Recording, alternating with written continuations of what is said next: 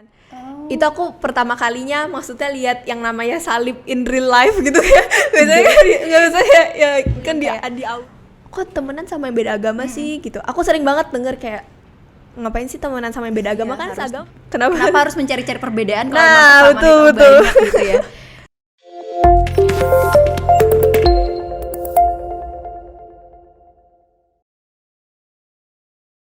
Halo Peace Ranger, balik lagi dengan kita di obrolan santai podcast on respect, peace, and tolerance. Kali ini kita kedatangan tamu istimewa, anak muda yang peduli terhadap isu-isu toleransi dan isu-isu keagamaan.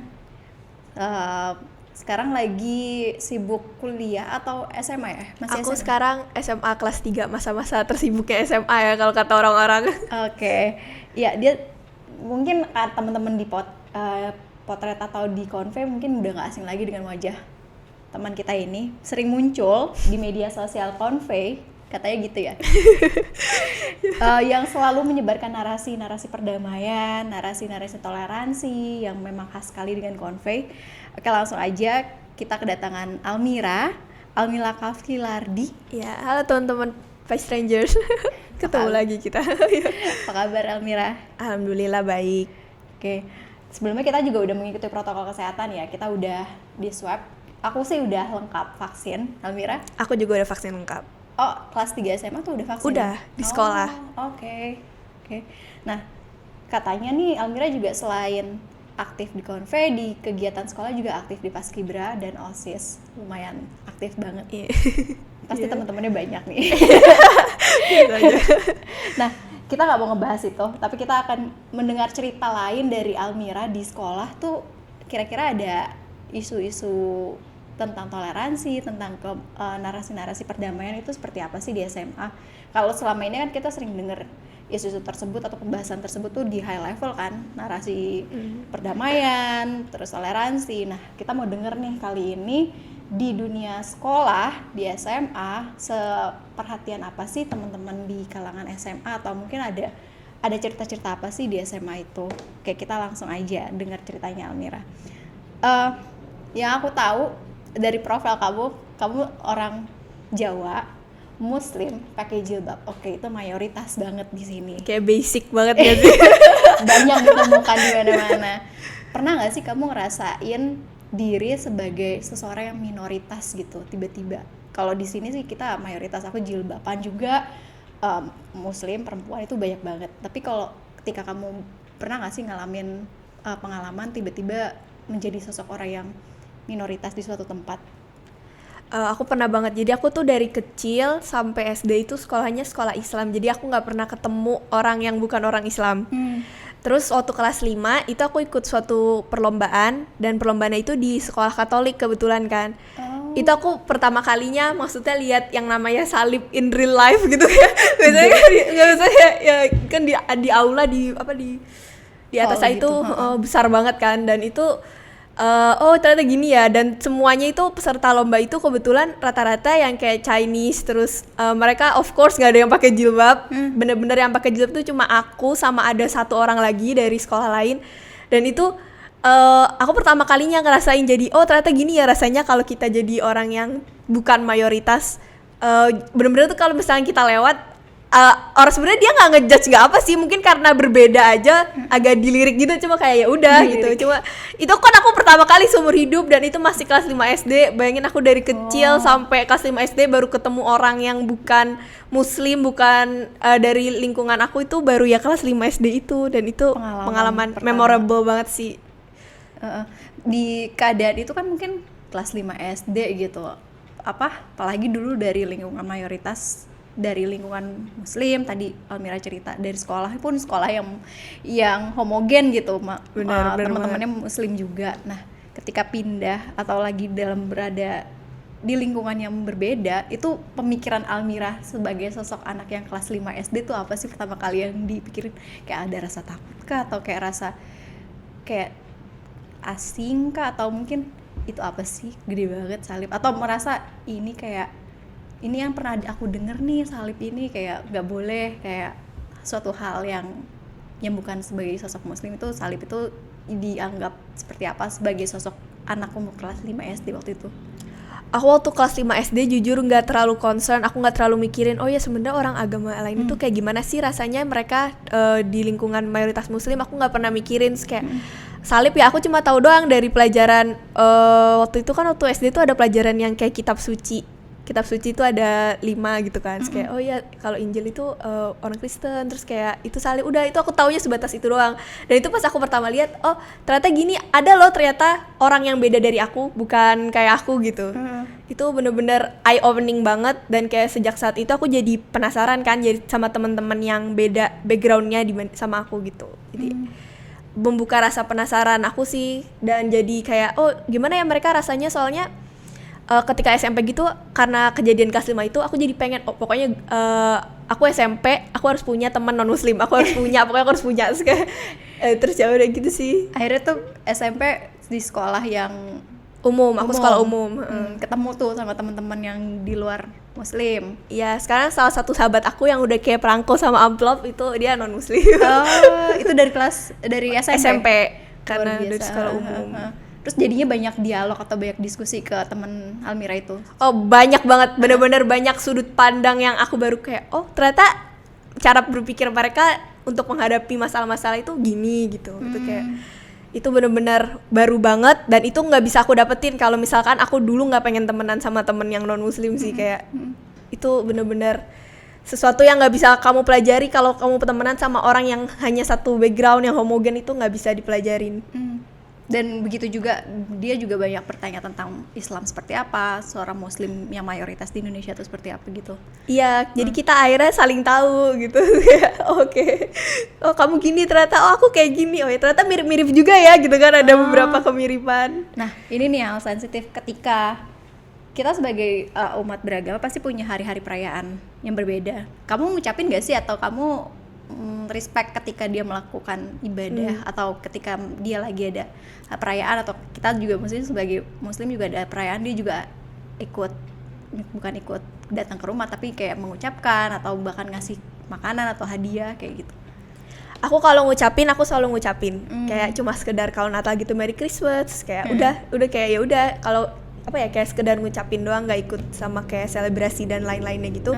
Dan dia kalau misalkan lebaran dia juga ngucapin aku gitu. Terus kayak ya gitu sih Kak, kalau sekedar ngucapin itu pasti, karena menurut aku itu apa ya, kan namanya udah deket, masa temennya sedang berbahagia gitu ya, sedang beriang-riang, kitanya kayak diem-diem aja, itu kayak kurang gimana ya, karena kan udah deket juga ya, karena udah deket gitu sih. Jadi aku selalu kalau ngucapin ya, dan itu nggak merubah keyakinan kamu sebagai seorang enggak dong, kan aku ya. aku nggak gara-gara aku bilang Merry Christmas aku jadi kayak oh iya ternyata gini, nggak mungkin dong aku langsung jadi ya. Emang aku Islam apaan? Cuma ngucapin doang udah kayak ya, gitu. Bener-bener. Emang aku Islam apaan? Ngucapin belum berarti kita juga berpindah keyakinan kan. Nah kalau di SMP itu kan dengan teman-teman. Kalau dengan guru-guru gitu dari SMA-nya di sekolah umum juga akhirnya. Udah ketagihan ketemu temen yang berbeda-beda, pengen berbeda-beda terus jadi ketemu ya. Pengen beragam lagi gitu ya. Nah di sekolah SMA itu kan yang aku tahu teman-teman non muslim mereka juga ketika kita di kelas lagi ada mata pelajaran Islam gitu, mata pelajaran mayoritas mereka berpindah tuh, tapi kadang mereka suka nggak dikasih fasilitas kayak, karena hitungan yang aku pernah dengar dari salah satu guru di sekolah negeri juga, dia bilang memang permasalahannya itu kalau di sekolah negeri kalau siswanya yang di luar muslim itu sedikit, jadi mereka kayak kurang diberi fasilitas atau diakomodasi seorang pengajar di sana. Jadi mereka lebih ngambilnya itu dari gerejanya, nilai-nilai nanti buat ujian kayak gitu. Nah di sekolah Almira yang Almira lihat dari SMP sampai SMA itu kayak gimana sih? Apa si murid-murid yang non muslim itu juga tetap datang di dalam kelas, hadir ketika kita belajar mata pelajaran agama? Aku dari SMP dan SMA, teman-teman yang non muslim ketika kita belajar agama Islam dia tetap ada di kelas. Jadi dia denger tuh semua, kalau misalkan materinya lagi yang kayak fikih gitu kan nggak apa-apa ya, dia sekedar tahu. Nah tapi kalau misalkan sudah nyerempet ngomongin kafir ini, wah itu bener-bener apa ya, udah lirik-lirikan gitu kan, kayak gitu kayak guru-guru agama yang ngajar aku sejauh ini semuanya respectful. Jadi kayak sebelum dia ngomong tentang mungkin yang nyerempet agak-agak sensitif gitu, pasti selalu bilang mohon maaf ini tapi kepercayaan kita kayak gini. Ngasih pemahaman ke teman-teman yang non muslim kalau ini tuh orang Islam tuh gini pemikirannya, kamu sekedar tahu aja, pokoknya kita mikirnya kayak gini gitu. Kalau dari guru-guru agamaku sama di SMP sama SMA. Oke. Nah, kalau kayak gitu berarti Almira tuh memandang teman-teman yang lain itu gimana? Kalau dari dalam agama kita, seperti tadi guru agama Almira ajarkan, kita punya pemahaman atau pemikiran seperti ini. Tapi di prakteknya kan Almira juga tetap berkomunikasi, tetap memiliki hubungan yang baik gitu dengan teman-teman non-muslim. Ada yang salah nggak sih, atau mungkin ada yang miss nggak sih dari ajaran kita tuh kalau Almira lihat? Maksudnya miss nih gimana nih pertanyaan? Kita digiring gitu dengan mata pelajaran yang bahwa menyatakan pemikiran kita muslim adalah agama yang paling benar, seperti kan banyak banget kan contoh-contoh seperti itu yang bilang, tapi padahal di dalam kelas itu juga ada teman-teman non muslim, berarti pasti kan mereka berpikir terus kalau muslim yang paling benar kita apa gitu, kita bukan muslim terus kita nggak benar gitu. Nah padahal di prakteknya Almira sendiri juga masih berhubungan baik, masih sering ngobrol, berkomunikasi dengan teman-teman non-muslim. Kalau itu sih tergantung, mungkin pas suasananya aja ya. Kalau misalkan lagi suasana santai, kita nggak mungkin tuh ngomongin kayak ya agama aku paling benar gitu, enggak. Tapi kayak pas emang lagi bahas tentang agama mana yang benar gitu, terus kayak kalau aku sendiri ke teman-teman aku yang non-muslim, ya kalau saya percayanya agama saya paling benar gitu. Kalau soal agama kamu salah apa enggak, itu bukan saya yang nilai gitu. Pokoknya agama saya paling benar kalau menurut saya. Kalau kamu bilang agama kamu benar ya udah. Hak mereka juga. Gitu. Bukan aku yang ngurus lah untukmu agamamu, untukku agamaku ya udah gitu. Stop di situ diskusinya. Kalau karena kita nggak berani tuh kalau yang sampai diskusinya dalam oh ya ini kayak. Jadi cuma sekedar udah stop di situ. Misalnya ilmunya belum nyampe lah, kalau mau gali lebih dalam lagi terus nanti nanyalah sama yang lebih paham. Kalau di sekolah sendiri gimana sih cara sekolah tuh membangun karakter toleransi dan narasi-narasi perdamaian di sekolah Almira, kalau yang Almira lihat? Jujur ya, kalau secara eksplisit gitu dikasih tahu oh ya kamu sama teman-teman harus nganggap sama, itu nggak ada. Itu tuh sesuatu yang kita pelajarin seiring berjalannya waktu. Kayak kita tahu bahwa apapun backgroundnya, namanya kita makhluk sosial, kita harus tetap berteman sama dia. Jadi aku justru lebih banyak belajar dari yang organisasi dibanding kalau di kelas gitu. Karena kan jam pelajaran agama dan PKN yang harusnya jadi titik berat mengajarkan tentang toleransi perdamaian itu kan hanya sebentar ya. Seminggu itu kan sebentar sekali buat kita meresapi. Jadi justru kita belajarnya ya di kehidupan sehari-hari tentang di luar kelas. Berarti. Di luar kelas. Nah kalau pengalaman toleransi yang diajarkan guru Almira di luar kelas atau di dalam kelas itu sendiri seperti apa? Pengalamannya ya ini sih paling nggak pernah ngebeda-bedain aja sih. Kita tuh sebenarnya nih isu toleransi di sekolah itu jarang dibahas. Jujur ini. Aku nggak tahu nih sekolahku aja, pas sekolah lain juga gitu, cuma di sekolahku sangat jarang diomongin, sangat jarang dibahas.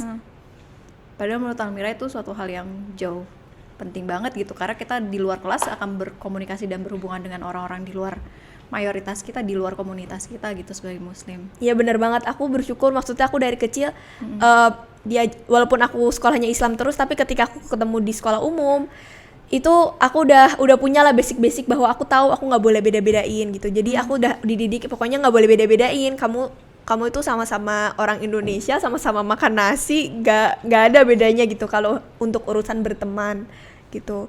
Nah tapi menurut aku banyak juga teman-teman aku yang masih mungkin dia nggak terekspos dengan lingkungan yang kayak aku yang ngajarin toleransi. Mungkin di rumahnya dia itu sesuatu yang kayak kok temenan sama yang beda agama sih gitu. Aku sering banget denger kayak ngapain sih temenan sama yang beda agama, kan seagama masih ada. Terus kayak ya iya emang ada kan, tapi semuanya ditemenin juga, bukan berarti aku temenan sama yang beda agama terus aku jadi gak temenan seagama, enggak, aku tetap temenan sama semuanya gitu. Cuma itu sih paling kayak komen-komen yang bilang kenapa sih temenan sama beda agama, gitu. kan masih ada yang seagama gitu. Terus kayak iya emang masih ada dan masih ditemenin juga gitu. Kenapa sih gitu, kenapa harus distabiloin gitu beda agamanya? Iya, harus. Kenapa harus mencari-cari perbedaan kalau Nah, emang kesamaan betul, itu betul. banyak gitu ya.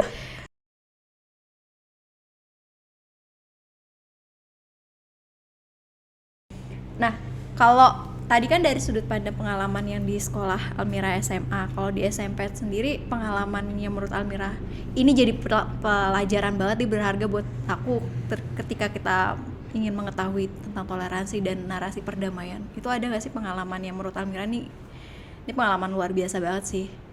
Oh, aku pernah. Ini pengalamannya mungkin agak sensitif ya Kak. Jadi tuh kan aku bilang temen aku, sahabat aku yang di SMP tuh kan non muslim.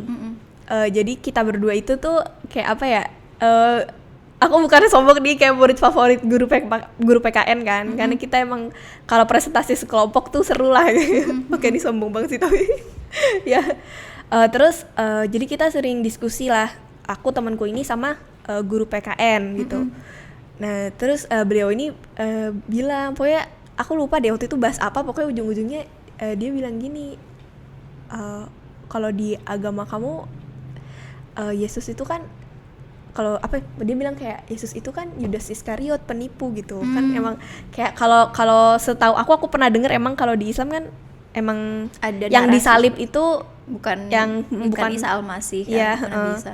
Ya kan emang beda cerita, beda alur lah. Terus kayak dia ngomong, tapi menurut aku dia bilang notasi bahwa Tuhan kamu penipu, itu kayak gitu. Aku tuh bener kayak ngomong apa Bu tadi gitu. Aku itu di situ aku ngerasa, waduh, aku harus lebih mindful sama kata-kata aku. Karena itu kan emang aku dari kecil diajarinnya memang itu bukan Isa Al-Masih, tapi kayak ternyata kalau kesebut kita yang denger juga nggak enak ya gitu. Padahal kita bukan di golongan orang tersebut kan. Iya. Tapi kita risih dengerin. Ya, menurut aku kayak loh, emang harus diomongin ya kan, kayak ya udah gitu. Itu sih Kak, itu bener-bener, makanya setelah kejadian itu aku makin lebih kayak sepertinya mungkin apakah karena mayoritas kita jadi semena-mena, apakah karena mayoritas kita jadi malah tambah menonjolkan perbedaan, padahal harusnya kan Bhinneka Tunggal Ika Kak. Itu aku jadi mulai jadi merenung sejak kejadian itu. Dan makanya jadi tertarik sama isu terus keberagaman ya. Setelah si guru tersebut menyatakan pernyataan tersebut, upaya Almira untuk jaga sikap ke temen gimana, kayak apakah mengatasnamakan seorang muslim minta maaf gitu ke teman Almira juga atas pernyataan guru gitu. Oke, yang pertama pasti awkward banget sih. Kita berdua nggak berani ngomong apa-apa di depan guru itu. Soalnya takut nanti kalau misalkan aku bantah kan kayak aku nggak tahu sih ini nanti nilainya diturunin dan sebagainya, kan takut ya. Itu kayak pas udah balik baru kan kayak aku bilang jangan diambil hati ya gitu kan. Tahu sendiri emang cerita kita mirip tapi tidak sama gitu. Mungkin ada beberapa yang bersilangan yang bikin kamu nggak nyaman, tapi nyatanya kayak gini. Silakan percaya yang kamu percaya, aku percaya apa yang aku percaya. Terus kayak minta maaf ya sampai diomongin kayak gitu, mungkin bahasanya kurang enak gitu. Terus kayak aku bilang gitu aja sih. Terus kayak iya nggak apa-apa sih, cuma tadi agak kaget aja kok disebut keras-keras gitu kan, kayak sebut keras-keras gitu. Nggak, maksudnya kan dia ngomong langsung gitu. Bukan tersirat, bukan yang kayak ya cerita kita gini. Dia tuh langsung ngomong kayak iya kayak yang disalib itu kan penipu sih. Iya sih, kita sebagai orang muslim risih gitu dengernya. Iya, kaget aja gitu. Dan itu masih kelas 1 SMP, bener-bener anak SD baru. Apalagi Almira baru pertama kali masuk sekolah yang gak homogen gitu. Iya, itu pertama kali ya. Terus kayak jujur itu agak bingung juga sih. Kalau kayak gini tuh aku ngadepinnya harusnya gimana sih gitu dulu. Karena kan aku nggak dapet pendidikan yang menyiapkan aku buat menghadapi situasi kayak gitu. Bener. Jadi hasil survei PPIM Jakarta tahun 2018 itu menyatakan bahwa dari guru TK sampai SMA itu punya opini intoleran yang cukup tinggi sampai 50,87%. Nah ini tuh banyak banget faktor-faktor yang menjadi alasan kenapa mereka mempunyai pemikiran intoleran atau memiliki narasi-narasi intoleran tersebut. Faktor pertama adalah pandangan Islamis. Nah, mungkin pandangan Islamisnya itu karena kita mayoritas dan mungkin sering banget terpapar gitu dengan informasi, terpapar dengan ajaran-ajaran Islam yang mungkin agak kurang memperhatikan nilai-nilai toleransi dan narasi perdamaian, akhirnya mencetak atau menghasilkan guru-guru seperti tersebut. Dan yang kedua adalah demografis.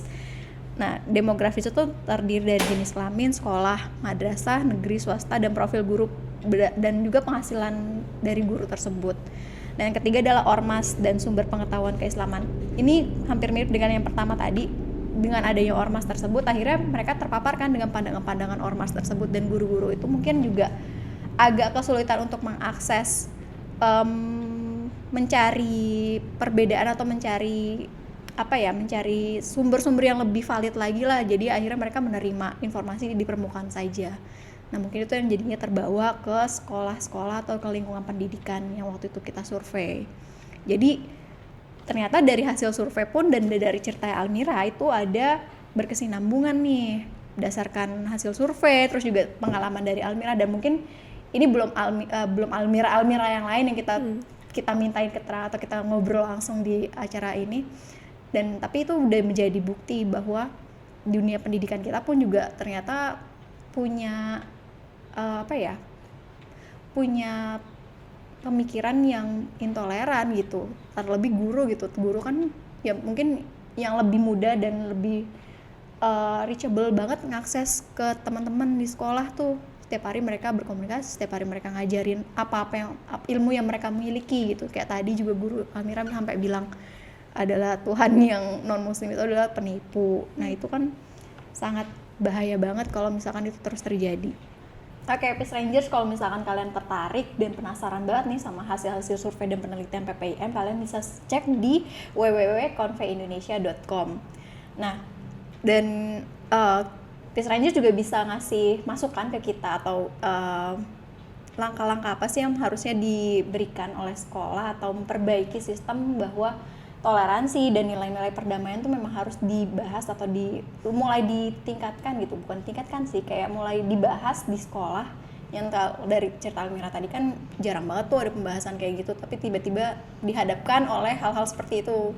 Nah ini kalau Almira mungkin bisa menanggapi hal tersebut dengan baik, tapi kalau teman-teman yang lain kan mungkin akan sedikit kaget, atau mungkin teman-teman yang lain yang mudah sekali untuk menerima informasi ya nanti akhirnya akan mengikuti informasi seperti itu. Nah, jadi menurut teman-teman baiknya tuh seperti apa sih di sekolahan? Apakah memang mulai gitu mempelajari hal-hal nilai-nilai keperdamaian atau nilai-nilai toleransi? Nah, itu bisa kalian komen di YouTube podcast ini di bawah. Jangan lupa di komen. Nanti 2 orang yang beruntung akan mendapatkan merchandise dari Convey. Bisa macam-macam, ada buku, nanti juga ada mug juga, banyak deh pokoknya merchandise kita tuh sampai bingung mau dibagi ke siapa aja. Penggemar barang gratisan, cepetan komen. Penggemar barang gratisan. Nanti kan orang-orang pada nanya nih kalau banyak yang megang barang-barang Convey apa sih Convey, apa langsung pasti di searching kan. Oke, makasih banyak Almira sudah menyempatkan waktunya dan ngobrol sama kita di sini. Thank you juga buat teman-teman yang udah nonton. Jangan lupa kunjungi media sosial Convey Indonesia dan PPIM UIN Jakarta, karena banyak banget informasi dan kegiatan-kegiatan seru kami yang akan biasanya kita lakukan tuh bareng-bareng. Ada closing statement nggak kira-kira dari obrolan kita ini? Sebelumnya makasih aku udah diundang di podcast kali ini. Semoga cerita aku tadi bisa jadi pembelajaran ke depannya, terutama buat sekolah biar lebih ngomongin lagi tentang toleransi. Itu aja sih, terima kasih Kak. Oke, keren banget sih Almira.